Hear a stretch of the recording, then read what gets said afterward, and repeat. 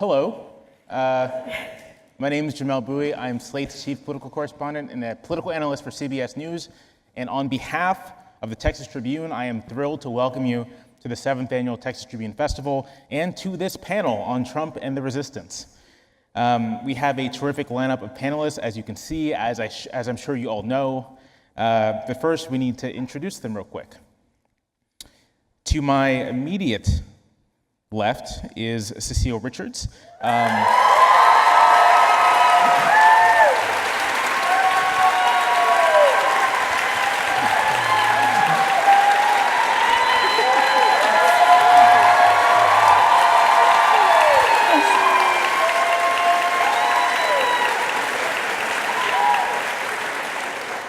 feel like my next two sentences are totally superfluous. But if you don't know, Cecile is president of the Planned Parenthood Federation of America and the Planned Parenthood Action Fund. She's been a tireless fighter for reproductive rights. And in 2011, she led the national fight to save federal funding for Planned Parenthood. So,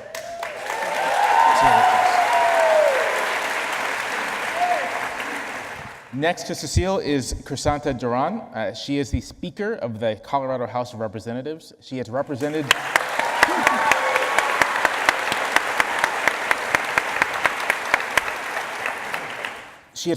her district in central Denver since 2010. She was majority leader for the 2015 and 2016 sessions and was elected Speaker in 2016 as well. That same year, just going gangbusters in 2016, Crisanta was a recipient of Emily's List Rising Star Award.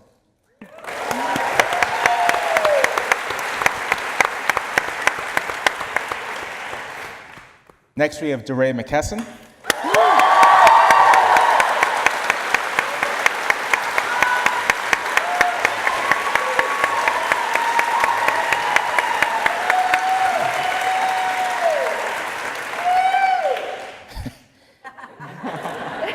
Really exciting. DeRay was on the ground in Ferguson, Missouri when it erupted in protest over the death of Michael Brown. Since then, he has been at protests around the country, protesting police violence. And in 2015, he joined other activists and advocates in founding Campaign Zero, a really remarkable effort to end police violence.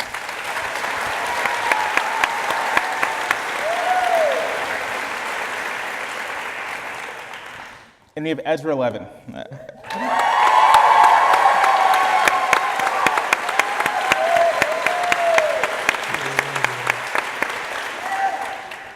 Ezra is co-founder and executive director of the Indivisible Project and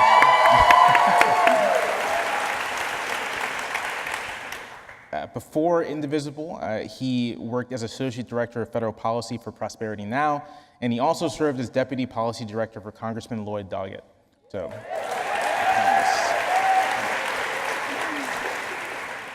a couple quick notes. This panel will last about 60 minutes. It will include a 15 to 20-minute Q&A at the end. We're going to do Q&A a little differently this time around. No one's going to come to a microphone. Instead, you will submit your questions to the Texas Tribune, and I will get your questions and read them to the panel. To submit your questions, you can either tweet with the hashtag AskTrib, ASKTRIB, or you can text AskTrib to 512-549-8450.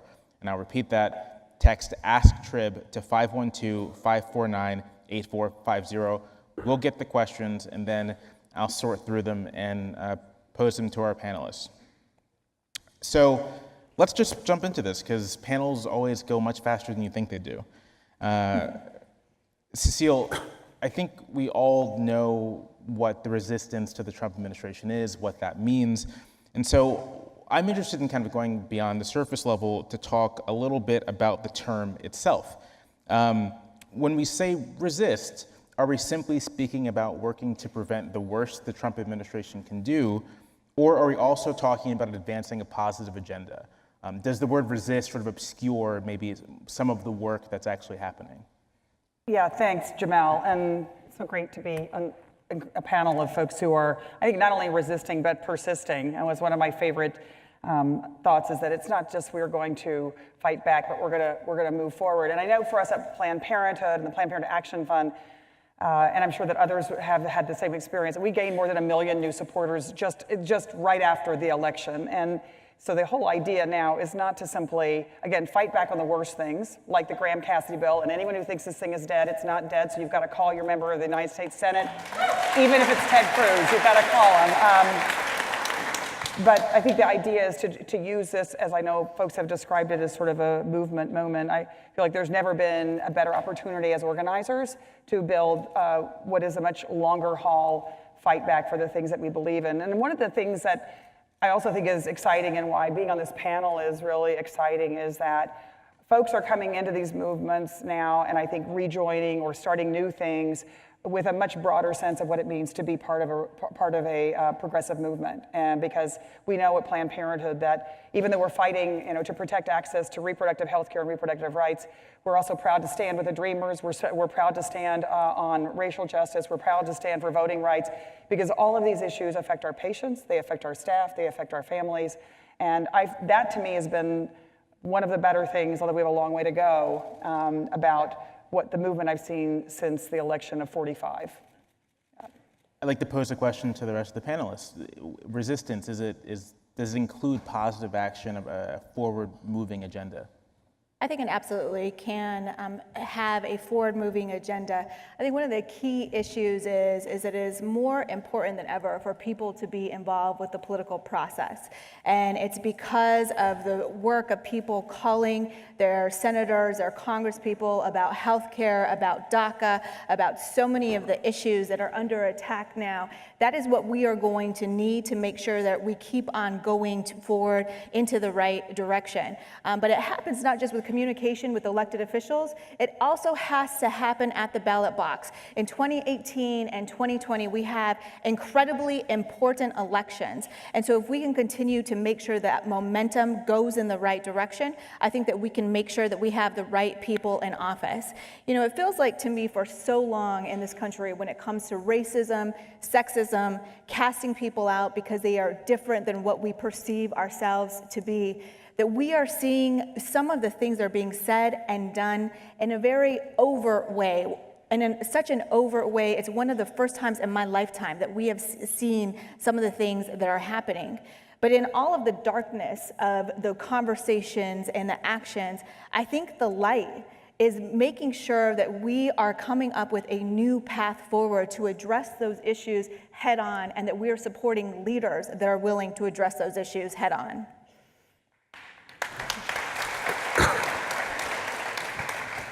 I'd say 3 things. One is that we know that freedom is not only the absence of oppression, but the presence of justice and joy. That just getting rid of the bad stuff, doesn't actually just make you free automatically, that we actually have to build a future proactively. That when Trump says make America great again, that ask is about recall and remembrance. We have lived in a world before where white people have controlled everything and terrorized people. That's not a hard world to imagine because we've had that before, but a world of equity and justice is a world that we don't know, right? That's a world that we have not ever experienced. So our task is about deep imagination, that has to be a core part of our work, that when we tear down all the bad things that we don't want, somebody on our side has to be there to build up things. And the last thing I'll say is that it's been interesting in this past year to see people so proactively talk about the beauty of protests, because I remember when we were in the street in 2014, people did not think the protesters were amazing people. And I was at this small meeting with Holder, and Holder was like, DeRay, the protesters are out there. And I'm like, where were you at in 2014? Talking about how beautiful the protests were. But it's been interesting because now that Trump has implicated way more than marginalized people, right? So many more people are implicated in this moment. There are people who believe that the history of injustice in this country began with the Muslim ban, and that is wild to us, right?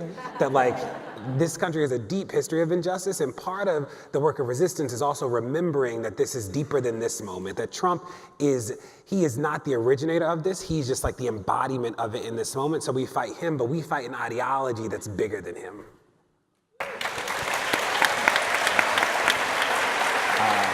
Can y'all hear me? Yeah. So there's something really unfair both having to follow DeRay's comments and his fancy sock game, neither of which I He's just slack socks. compete with. But so I would just reiterate a lot of what's already been said. One thing, we came out with a Google Doc 9 months ago, and that's all we thought it was going to be. What we've seen from the resistance is a ton of people who have woken up. They have seen that there is injustice in this country. Imagine that. But we need to recognize for these folks who are brand new to this resistance that the resistance isn't 9 months old. The resistance, as DeRay is saying, has been going on for years or decades, and part of the responsibility of folks who are newly engaged in this activism is to work with those groups who have been fighting in communities across the country to actually resist, yes, this new attack on not just progressive values, but basic tenets of American democracy. Separate to your specific question, can there be some kind of proactive agenda? You know, one thing that we wrote in the guide is, look, there's a hard truth. We don't have the House, the Senate, or the presidency. We don't have agenda-setting power right now. What we have is the power to respond. Now, that power is not the only power we're ever going to have. There needs to be somebody out there that's building the bold progressive vision for the future. So when we do tear down all of this negative stuff that's out there and have an opportunity to build, we know what we're building. So absolutely, that's got to be a part of it. But we have to recognize that 32 million Americans are going to lose their health insurance if Graham Cassidy gets passed next week. And that is the urgent threat right now that we need to respond to. So sort of around that issue, so the kind of direct protest that Indivisible, for example, does is very effective at challenging a concrete piece of legislation like Graham Cassidy. There's a lot of great work done against the Better Care Reconciliation Act over the summer. But the Trump administration isn't just legislation coming out of Congress, it's a whole swath of things. It's executive orders, it's administrative stuff. So what, and this is a question for you, Ezra, what does one do? How does one resist that? The aspects of the Trump administration, of the Trump agenda, which actually are kind of insulated from popular protest? Yeah, so I would say the Trump administration's agenda isn't even just the Trump administration's agenda. Right. It comes out of a long line of GOP push priorities that have culminated in this overall assault. So it exists in the legislature. That's not Trump who's pushing through Graham Cassidy, to be clear. That is members of Congress. And Trump's agenda largely depends on not Trump, but other elected officials. So there is a question, how do we resist in Congress? How do we resist at the state and local level? So there are some administrative actions through HUD, through HHS, through any of the federal agencies that, bottom line, as a constituent, you don't have much power to resist that specific action. The fact of the matter is, Trump doesn't care what you think. But your independent elected officials do care, whether they're GOP or Libertarian or Democratic, in the State House, in the Senate, in the governorships. They do respond to you because they have to get your votes for re-election. So I think the question when Trump's administration acts unilaterally to assault us is, where is our leverage? How can we resist this? And sometimes it's through Congress, sometimes it's through the State House, sometimes it's through the governorship, sometimes it's through corporate pressure. There are a lot of ways to resist. I think the question isn't where that attack is coming from, it's what you can do as a constituent with your power. DeRay, I think, I'd love to hear you in this because I feel like this is a particular problem for fights against police violence, which is both diffuse and it's not always clear that there's a direct, line of accountability. Yeah, I would say, like I said before, that Trump is he's not the producer, he's not the product, he's not the producer, he's the product, right? That this is an ideology that's much bigger than him in this moment.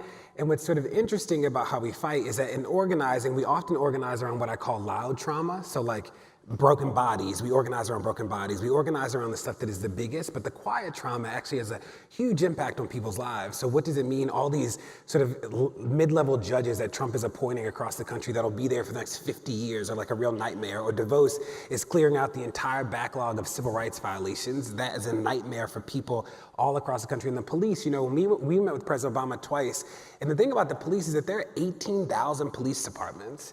So at the DOJ, they can do some stuff around money, but most of the changes will happen at the local level, which does create a different challenge around organizing. And part of the work is understanding that protest is not the answer, but protest creates space for the answer. And what the Indivisible's done, what so many groups have done, is sort of pushed and opened up people to think about the issues deeper. So then they go in their neighborhoods and they're like, okay, I can do this, I can do this. People don't realize that in 19 cities across the country, it's more likely to be killed by a police officer than a private citizen. That is wild. Or you ask people what a felony is, and most people think that felonies are everybody blew up a building, killed 50 people. That is what felons are to people. And in Virginia, if you steal something, theft over $200 is a felony and you lose your right to vote permanently. That is a wild thing. In Chicago, it's theft over $300, right? So how do we help people understand that there's so much of the what I call quiet trauma happening at the local and state level, and even the federal level, that they can actually fight back against immediately? Is there a way to connect people who are they're getting into activism because of Trump, to begin to connect them to these broader things? Because I still see, just from my perspective, people recognizing they can see the direct kind of threat of Trump, but all this stuff, this quiet trauma, is a little obscure to their vision. Yeah, I think that I will say that I think that what the organizing community has not done well in the past 3 years is sort of meet the interest. So there's way more interest to do whatever than there's ever been. And like the organizing infrastructure to absorb that interest, I think like hasn't materialized in the way that people want. So I think everybody's sort of trying to figure out how to do that. I will say that people often forget that like we all started as like random people who believed in a better world, right? They made a Google Doc. I was sitting on my couch, like, you know, we all were like just regular people, and people have this idea that we got here by some like Harriet Tubman tapped all of us and was like, that didn't happen. Yeah, that didn't happen. You know, it was like people sitting down being like, I think the police union contract, like the organizers in Austin, they're like, I think this is wrong. Let me do something, and then they do something, and like it doesn't work, and it does work, and it does work, and it does work. Like that's how all good organizing actually begins, and people don't see that enough. Can I add, so there's something magical that happens when you get dozens or hundreds or thousands of people together to focus on their member of Congress or one immediate injustice, and it's that pretty soon they start thinking, well, wait, why don't I focus on city council, or why don't I focus on state ledge, or why don't I get involved in this other community activism that's out there? We've seen this, I mean, in Indivisible Austin, it's an incredibly strong group, and a side group spun off in order to focus on the state ledge because they were focused on their members of Congress, but they saw they could have impact over here. So I think if there is a magical tool that we have, it is getting people in person together in a room to figure out how to make the world a better place, like DeRay said. Although, just to tee off that, I think the one thing that we've got to think about as organizers is we're not going to, a lot of things we're not going to win, so we got to claim victories when we have it, and like for people to begin to kind of get that muscle memory of like when you fight back, you may not win immediately, but eventually maybe justice comes, or a little bit of justice. And I think there's no better example than what happened here. You say like getting hundreds of people in a room. Well, getting thousands of people into a state capitol and taking over the state capitol, as folks did during Wendy Davis's filibuster, was a huge thing. But here's the thing to me, the organizing lesson and all that is like we never had the votes. There was absolutely no way. It didn't matter how long people stayed. People stayed till 2 and 3 in the morning just to try to testify, right? And they never gave up. And even though Wendy won the filibuster, then they went back and, but here's what happened, is people never quit. And so folks in Texas, even though they passed these horrible bills, women started telling their stories, and doctors started telling their stories, and then, frankly, the Texas Tribune started telling these stories. And all of this kept going, and they documented the harm to women. And 2 to 3 years later, we overturned these bills in the Supreme Court of the United States of America. That's what persistence to me is. It's not just resistance, it's basically never, never giving up. And I think that's how we win.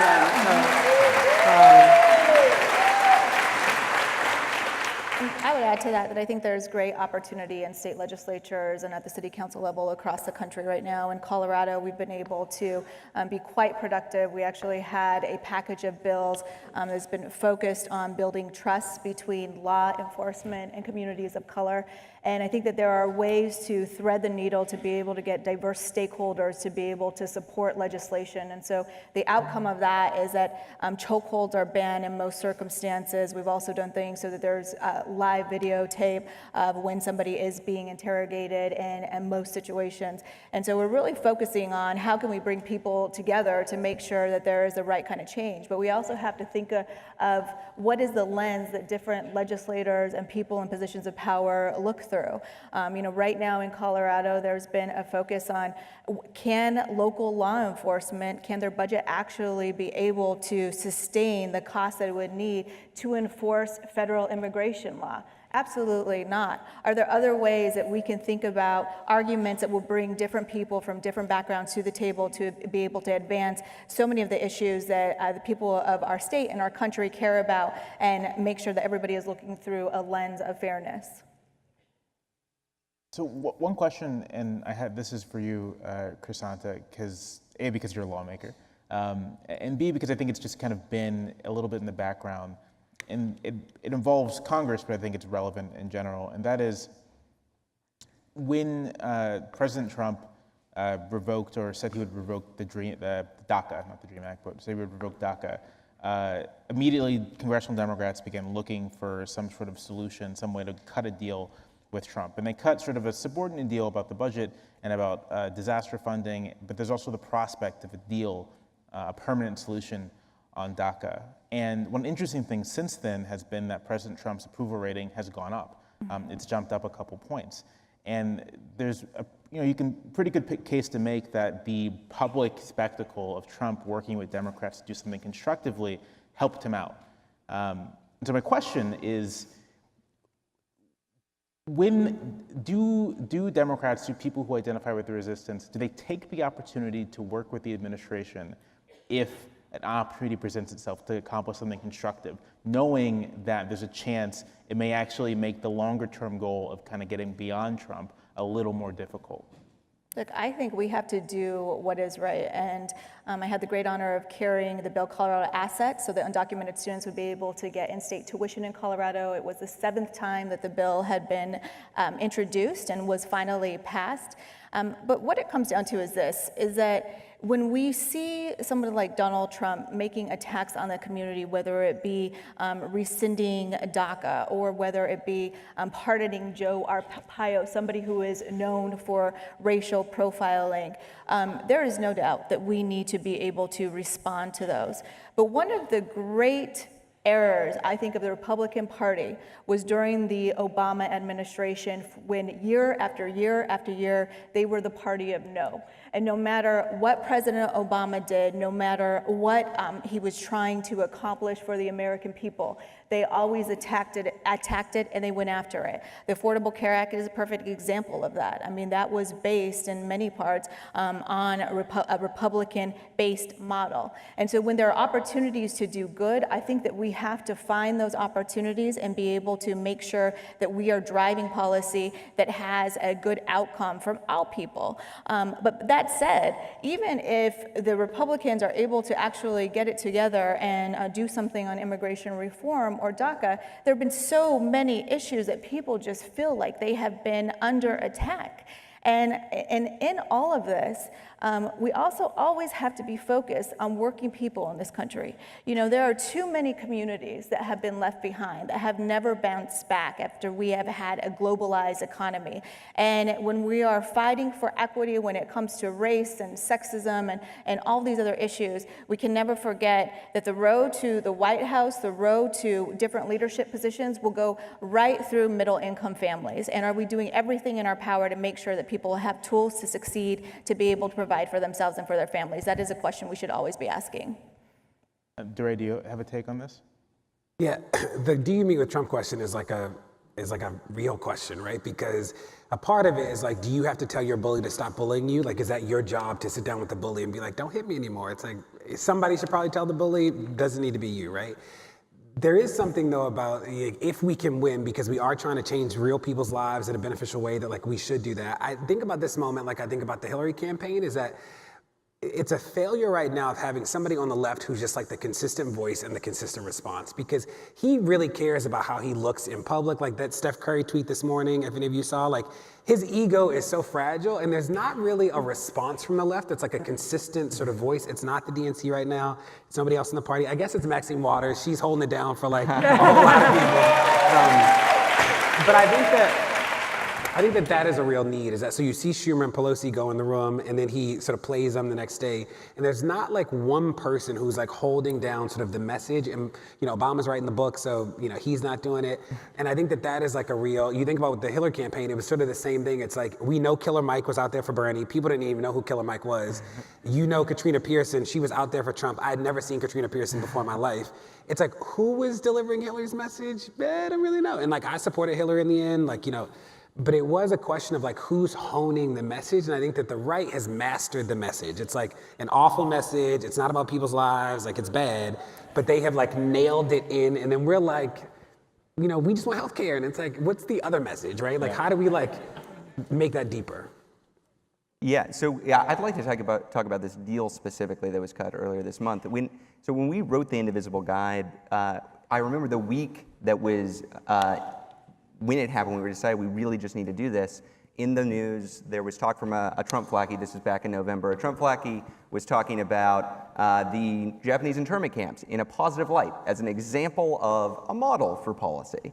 And in the same week, we heard Democratic leadership talking about how we needed to cut a deal on infrastructure. And the idea that we could wind up in a world where we have internment camps, but we got a few roads built, was atrocious to us and scary, that we needed Democrats to stand up for progressive values, that was part of the answer for 2017. This is why it was called indivisible, the idea that you might be a tax advocate, you might be a reproductive rights advocate, an immigrant rights advocate, a racial justice advocate, but if you wait your turn to stand up for your issue, you will wait your turn to lose. Our only hope is if we stand together. And so what we saw in this deal 2 weeks ago was Democrats heading into September with a pretty strong hand. There were several must-pass bills, including a debt ceiling that needed to be raised by the end of this month, a short-term budget that needed to be raised by the end of this month, and then Trump did something really dumb and evil. He attacked 800,000 of the best that America has to offer by saying that he was going to end the DACA program. And a lot of advocates thought, hey, we've got tools to respond to this. We have must-pass legislation that they need Democrats to vote for. The next day, Democratic leadership went into the Oval Office, cut a deal with a white supremacist that left behind 800,000 Dreamers, and cleared the September calendar. If you're wondering why we are discussing the zombie Trump care bill right now, it is because of that deal. So when we talk about the importance of solidarity or standing indivisible, a lot of people think, oh, this is like the touchy-feely, everybody stand together kind of rainbows and sunshine approach. That's part of it. You got to stand up for the most vulnerable communities, but that's not all of it. It is a steely-eyed strategy that if I don't stand up for you, I'm going to lose. And that's what we're witnessing right now. So when you talk about cutting deals with Trump, hey, I'm all for the butterflies and rainbows deal if it's on the table, if it's all good stuff, but we got to stand for good policy. And if cutting a deal with Trump winds up leaving 800,000 people behind or endangering healthcare for 32 million Americans, no thank you. We're not going to take those kind of deals.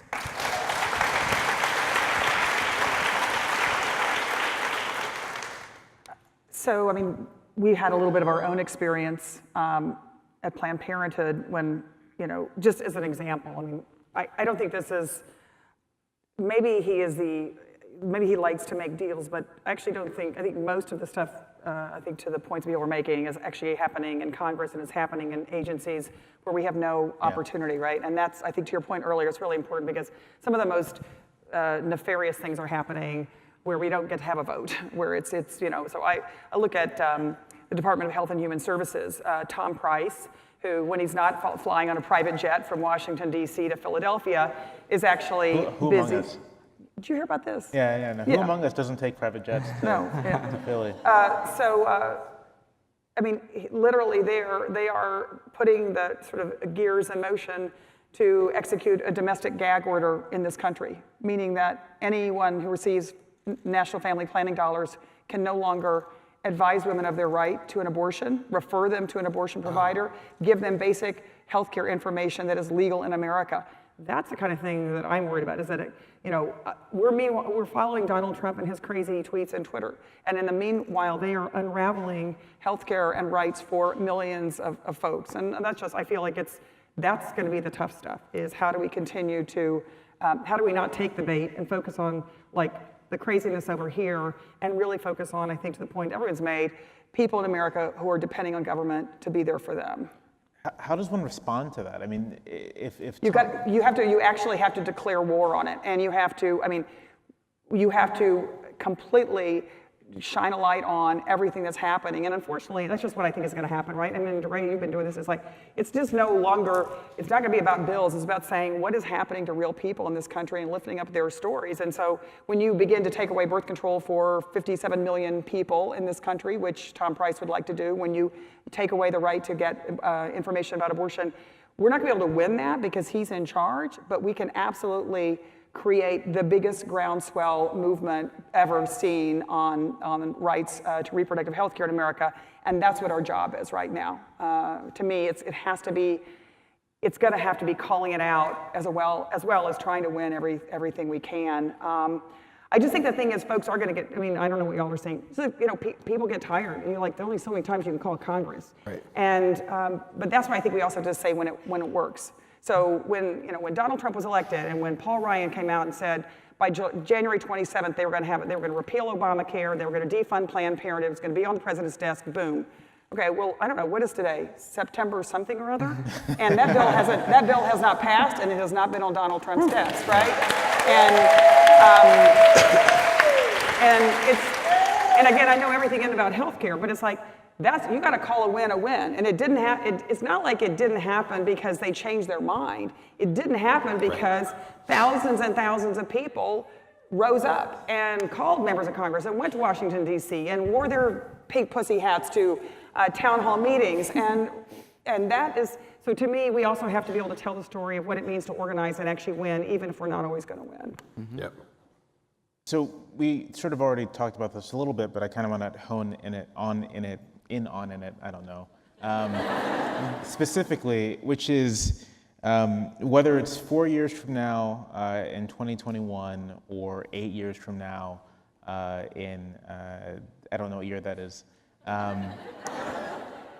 Regardless of whether it's 4 or 8 years, there's going to be an after Trump period. There's going to be few weeks, could be. Right, yeah. Hopefully shorter than 4 There's years. going to be a post-Trump. So, and this question's for you, DeRay. In that after-Trump moment, the task will be recovering, it'll be improving, it'll be building something anew.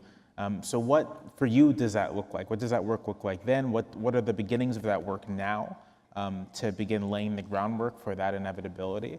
And what advice do you have for other people who are thinking towards the future? Like when this all passes, what do we do and how do we begin to get there?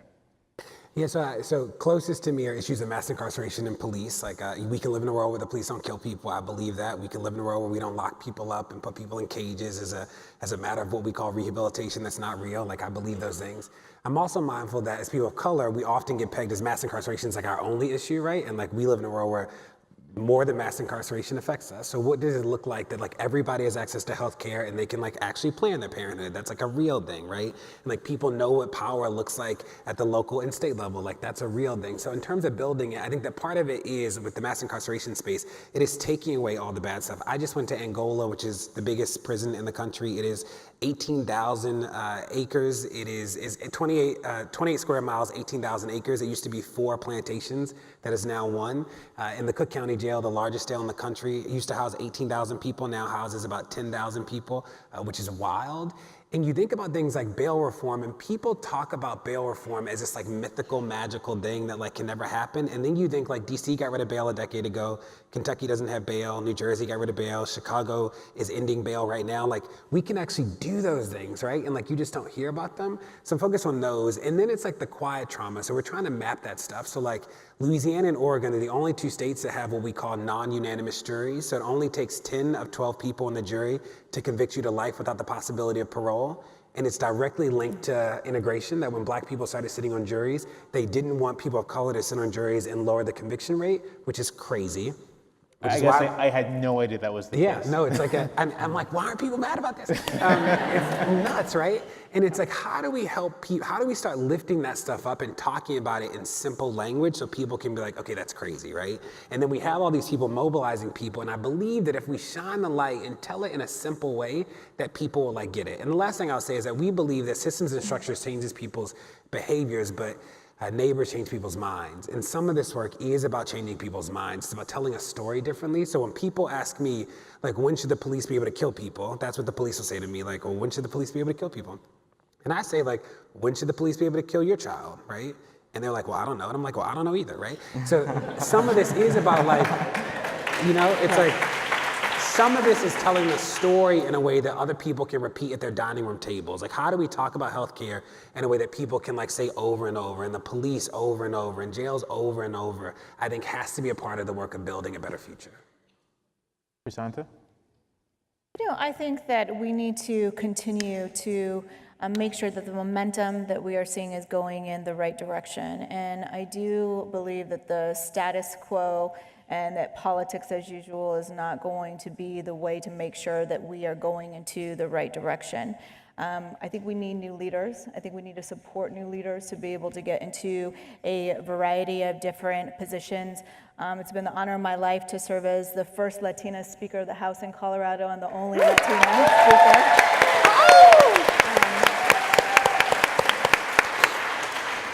And to me, it is wonderful to be the first and the only Latina speaker in the country right now, but it's also even that much more important that we build pathways for different leaders to be able to get into a variety of roles from the City Hall all the way up to the White House. And to me, being inclusive isn't just about it being politically correct. I truly believe that you get better policy when you have people in positions of power with different backgrounds and experiences. So I'm focusing heavily on recruitment and lifting others to be able to get into the right places to make sure that those voices are at positions of power. Are there structural things that lawmakers can be doing right now, or there's elections coming up next year, after those elections that help kind of prepare the ground for getting new kinds of leadership? I'm thinking specifically of gerrymandering, right? If you can do something about gerrymandering in this period than in the after-Trump period, you might have an easier time electing people, changing policy. Sure. We have a redistricting and reapportionment process that's coming up in Colorado, and we'll see this across the country as well. It is so important that we have competitive districts where people have a real opportunity to be able to run and to be able to win. I think there's several legal battles that are taking place right now, and I know that different states are looking at fair processes, and so that is something for people to be paying attention to in your particular state as some of those proposals come up to see what will actually lead to a fair and balanced process. And I think it's in addition to that, and we definitely know what gerrymandering has done to the state of Texas. We've had a congressional delegation that doesn't anywhere, even near, I mean, you know this for sure, Ezra, like it doesn't reflect the diversity of this state, but it's also voting rights. And I know that's something that I feel like has been somewhat sort of this, a little bit esoteric. It's been sort of more of a litigation strategy. I think it has to be a grassroots mobilization strategy, that the denying of people the right to vote for a whole host of reasons, and DeRay's mentioned them, is just, we can't have a true democracy if people actually can't vote, obviously. And then I do think we have to rehabilitate the idea of voting, that it actually makes a difference. And that's one of my biggest concerns, is that people get so discouraged because their vote didn't count, or they were denied the right to vote. And I think the mobilization has been fantastic. I mean, as I say, like marching, the women's marches, that was like fantastic. That was one of the most exciting moments for anyone to see, literally millions of people going to town hall meetings, thousands of people calling Congress, but none of that's gonna matter unless we actually get people to go vote and change who's in office. And so we just have to and I think we talk a lot about, just on my own little example of just dealing with reproductive health care and trying to explain to men in Congress about how it all works. And it's just, I think if we had more members of Congress who could get pregnant, we would not be fighting about birth control and Planned Parenthood anymore, honestly.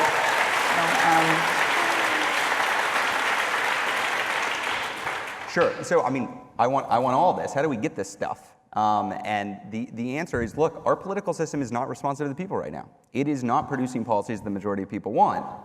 The exciting thing about this incredibly dark time is this silver lining that more people are getting engaged in the process. Cecile said earlier, people feel like they're under attack by this administration or the policies that are coming out every day. Does that burn them out? We get this question a ton.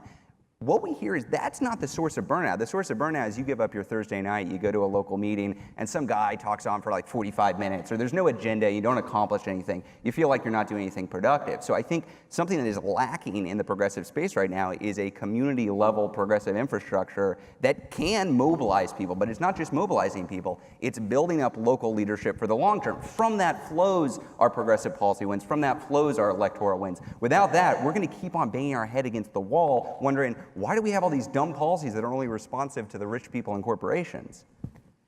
I just add two things. One is about the voting, is that we also have to figure out how to talk about voting as one way to build power, not the only way to build power. And I think about I remember being in the White House and Obama was like, DeRay, people need to vote. And I'm like, Yeah, I voted my entire life. I still got tear gas, arrested, pepper spray, beat, like all those things happened, and voting wasn't the thing that like stopped those from happening, right? And I understand that like standing in the street was super important. Voting is also really important. Like going to city council is really important. And sometimes I've seen a generation sort of above me, or like the Obama sort of team, the Hillary world, those people talk about voting as like, if you vote, we'll get free. And it's like, I voted my entire life and I still got arrested, right? Yeah. So I think that like, that has to be one. And the second is, as we talk about progressive politics, that we never forget sort of equity work as a primary focus. That like, while I'm heartened by the enthusiasm, these people were not with us when we were getting beat in the street in 2014, right? So like, it is easier to mobilize around the Muslim ban because it is so obviously wild. And what we would say is like, Mike Brown should be alive too. That was obviously wild to me, right? That like the police kill thousands of people every day or every year. That's like wild to me, right? So how do we make sure that like when he is gone, that this infrastructure actually and this energy remains around equity work? Because people get real gun shy when it comes to like fighting for marginalized people or poor people. But we often mobilize around some of these easier issues that consensus builds on. Yep. So we are at the Q&A portion. I will remind everyone again that if you would like to ask a question, you either should tweet with the hashtag AskTrib, or you can text AskTrib to 512-549-8450. And I have a bunch of questions here that I have not had a chance to look at, so I'm gonna look through them. Actually, here's one that's really good. Alexis G on Twitter asks, how do each of you practice self-care in the midst of doing resistance work on a daily basis? Which is an important question. This stuff can take a heavy psychic toll, so I'd like to hear what everyone does. I don't practice self-care. No time for all That's a that. millennial thing. That's a millennial thing. I'm for it, but go.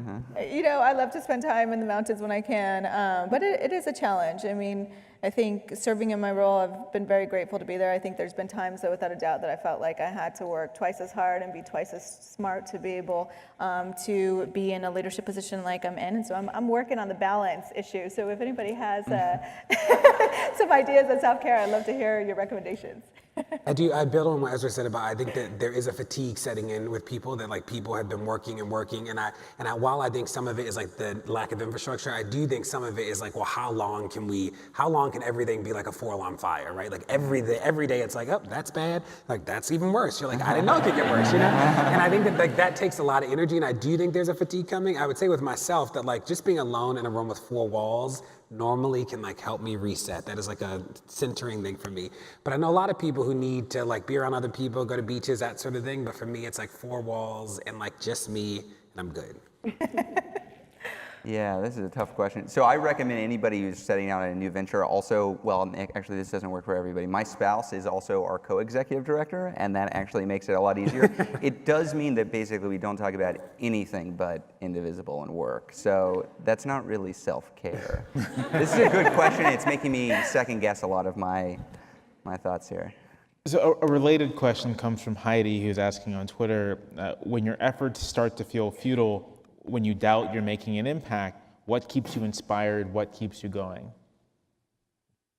So I think that's a really good question, Heidi. And I do think sometimes, because this is going to be a long haul, and it has been a long haul for a lot of folks, it's just sometimes you just have to get off the field, and I think that's okay. We shouldn't, should recognize that. I mean, to me, at least in this last year, as I felt like after this election of 45, that it was just going to be, a lot of folks were going to lose health care. Just every day that I can get up and we can keep the doors open at Planned Parenthood, which is just my small piece of the world, I know I did the math and I figured out 8,118 people got health care that day. And those may be people who otherwise wouldn't get health care. And sometimes you just have to like break it down into little pieces like that. And that has really helped me keep going. And I figured that, every day we have stopped this administration from rolling back the progress we've made on health care. Millions of people have kept their health care coverage, and that's worth getting up every morning for. Yeah. I think, And I think for me, it's results. I mean, I think we've had a lot of very destructive pieces of legislation that have come forward in Colorado, all bills that got a fair hearing, but respectfully died.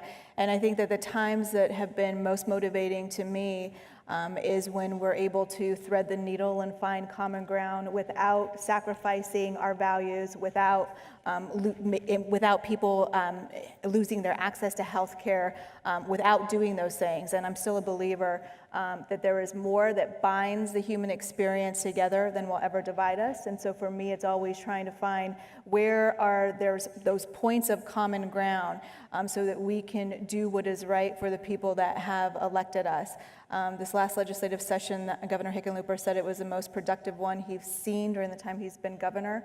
And we really worked to try and think about the issues that people deal with every single day. We made major investments in transportation and education, but how do we bring people together to drive the right agenda forward?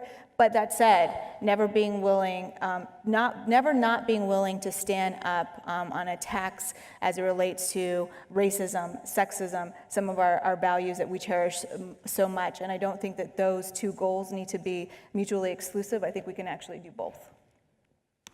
I would say I'm reminded that we aren't born woke, but something wakes us up. And for so many people, it was like a tweet or a Facebook post or a Google Doc or something that like helped them see that they had power that they didn't know they had. When I think about what it means to empower people, it's like none of us can give you power. Like we're not God. What we can do is like help you unlock the power that you already have. And I feel like in 3 years, I've seen people every day like find the power they didn't think they had, and that gives me hope. I think about local activists here who are like fighting to change the police union contract in Austin, which is not a good contract, by the way, one of the worst in the country.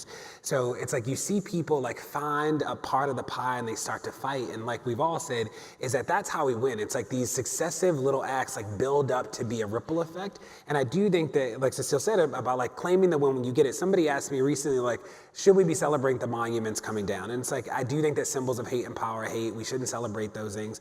But when we think about what it means to fight and win, our generation hasn't really seen like a fight start and then get a win. Like we've not really lived through that before. So you think about the monuments for so many people were the first thing that they like marched to City Hall, they like, this is bad. And then the monuments were gone, right? And like you win once and then you start to believe that you can actually do something impactful. A lot of people with healthcare, they like pushed against healthcare. They didn't think they'd ever get it. They called, they marched, they shut down the town halls. And then all of a sudden, like the building get passed. And like that matters to people and that matters to the way the energy flows. So those things keep me hopeful every day. Absolutely, yeah. I mean, I would say, basically, at a macro level, look, we are, and Cecilia said this earlier, we are 8 months into a unified conservative government, the likes of which we haven't seen in over a decade. They've been promising to repeal the Affordable Care Act for 7 years. It was the #1 legislative priority. It remains that, and it's not getting done as a result of this crazy thing. People standing up in their communities. That is amazing and inspiring that you are able to change what is possible at the national level through these relatively small acts. And then the other piece is exactly what DeRay said. Every time I talk to group leaders or group members who haven't really done politics before, they're nurses, or they're school teachers, or they're IT technicians, but now they are leading groups. Now they're running for local office, or they're fighting on the monuments, or they're fighting for DACA, or they're fighting for whatever is up right now. And they're motivated by just all of the right things, and they're seeing the fruits of their labor. That is inspiring. I leave all of those meetings inspired. So there's a lot of good related questions. I'm just gonna go through these related questions, and one of them from Zach on Twitter is, if Trump is just the remix to what's been around, how do we ensure that people are still as active once the oppression is not as overt? Anyone can take it, That's a good one. or I'll just point to someone. DeRay. Like I said, I am a little worried that like it is, you think about the thing with felons is I ask people all the time, like, what's a felony? And people literally believe that like every felon killed 15 people. That is like how people think about felons. And when you think that there are places across the country where people are in jail because they stole an iPhone, they're in jail for 20 years because they stole an iPhone, like people aren't organized, like it's not popular to organize around that. Or like things like drug-free school zones, right?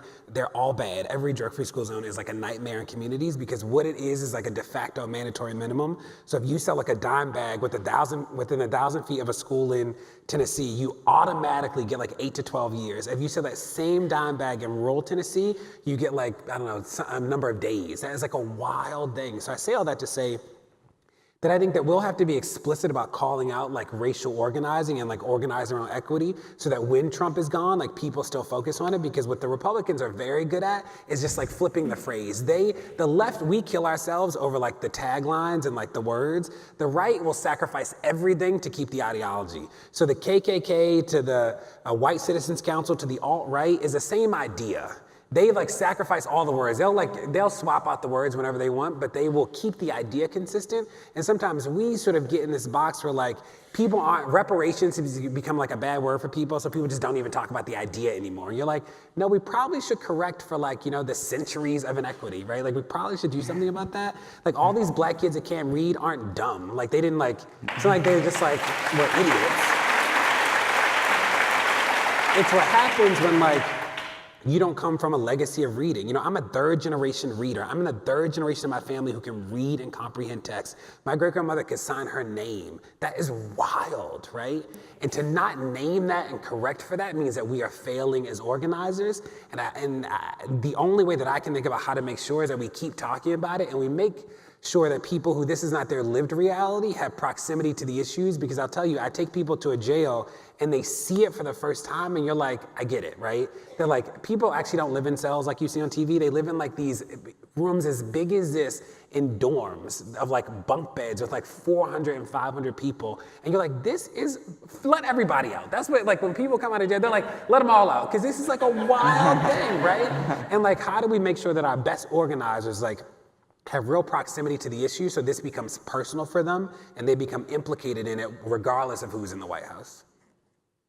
Well, and I think it's important. I mean, DeRay, that was beautiful. And I think the thing is, if we're satisfied with just unelecting 45, then we're not fighting for the right things. And because this really is about building a country of equity and justice. And I just think it's important to recognize that for some of us, we fought during the Obama administration. This was not like, you've used some examples yourself. We had to fight to get birth control covered for women.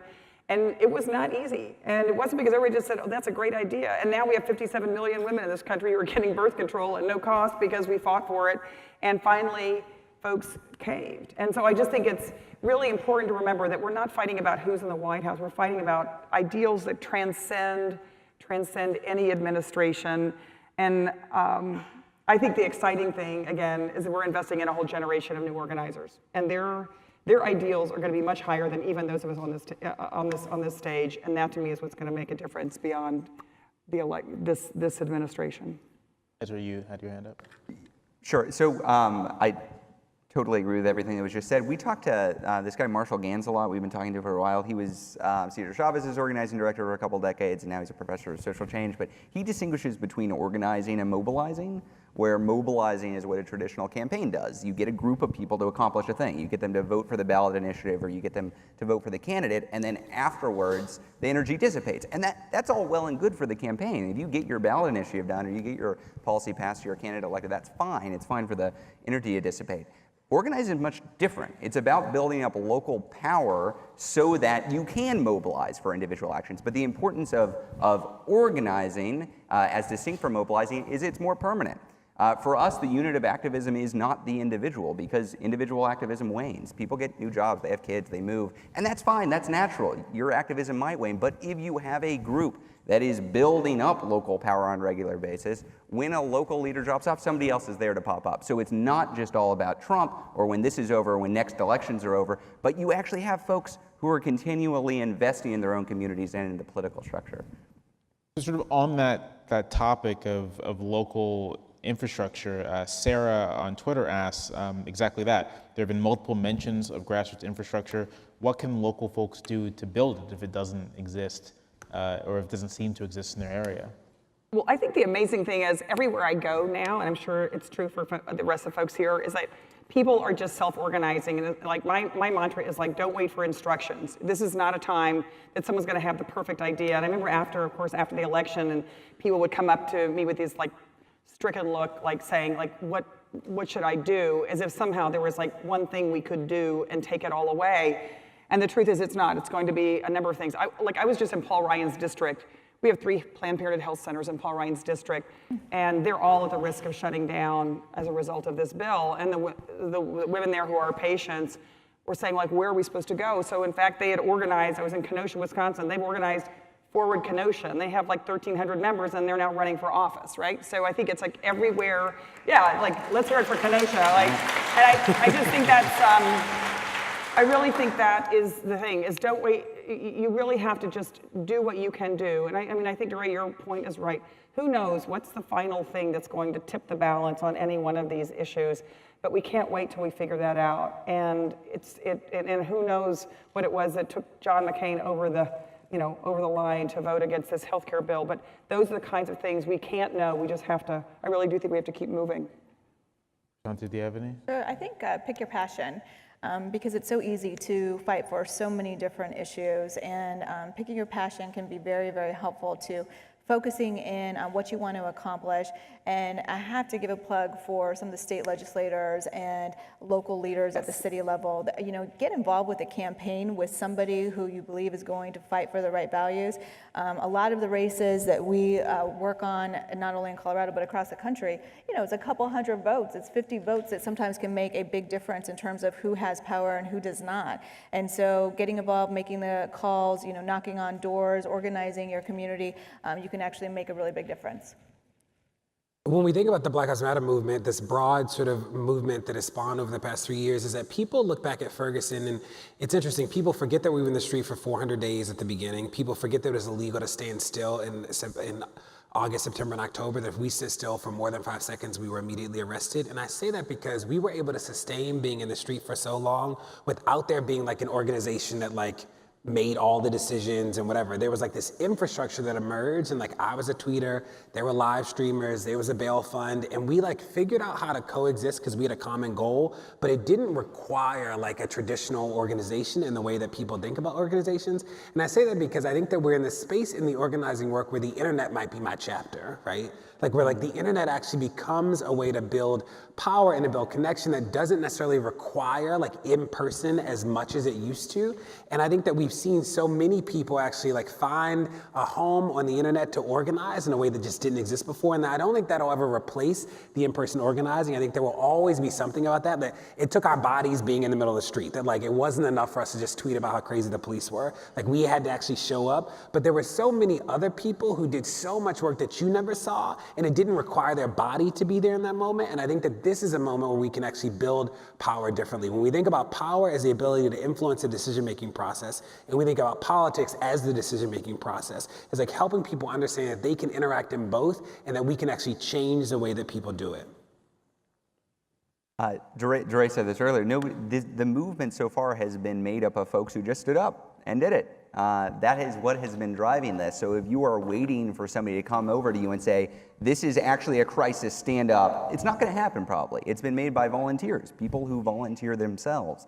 There are an average of 13 indivisible groups in every single congressional district in the country. I guarantee you, if you type in your zip code, you will find one nearby, or you'll find a Planned Parenthood chapter, or you'll find somebody else who's resisting. You can plug into this, but if you've asked yourself what you would have done in historical fights for justice and the civil rights or the rights for voting or anything else, the answer is what you're doing right now. So if the question is, how do I get involved? The answer is, you just get involved. That's what is making this work right now.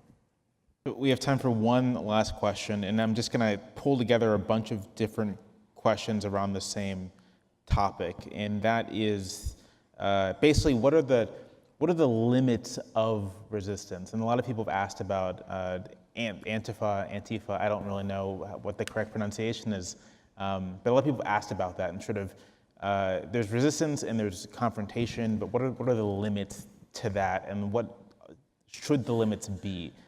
Should we be willing to, punch a Nazi, or is that going too far?